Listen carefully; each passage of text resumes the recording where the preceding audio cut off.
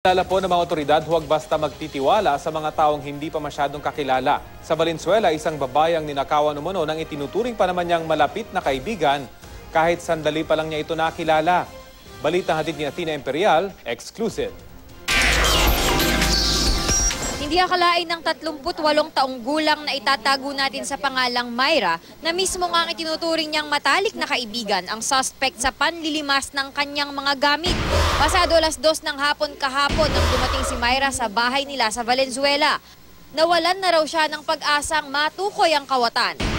Pag ko sa padlock ko, bukas na pala ang pinto. Pag ko sa sala, yung bag ko, kinalat na pati yung mga laman lahat, kinalat. Pumasok ko sa kwarto, wala ng laptop. May nakapagpaya raw sa kanyang tingnan ng footage mula sa CCTV camera ng kanilang kapitbahay para makita kung may dadaang kakikitaan niya ng gamit niyang nawala. Hindi namin akalain na siya talaga ang dumaan sa CCTV, dala ang bag na violet. Kwento ni Myra, nakilala raw niya si Susana Bawanan noong 1 taon dahil sa isa pang kaibigan. Naging malapit daw sila sa isa't isa dahil maganda namang makitungo ito. Kusa namang sumama sa mga otoridad ang suspect na si Susana nang arestuhin ito sa bahay niya sa barangay Bagong Silangan sa Quezon City. Paliwanag nito, inosente ito sa ibinibintang sa kanya.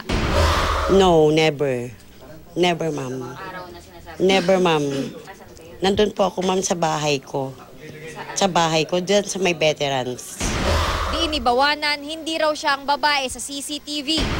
Payo ng mga otoridad, huwag basta-basta magtitiwala sa mga taong hindi pa ganoon kakilala. Athena Imperial, GMA News.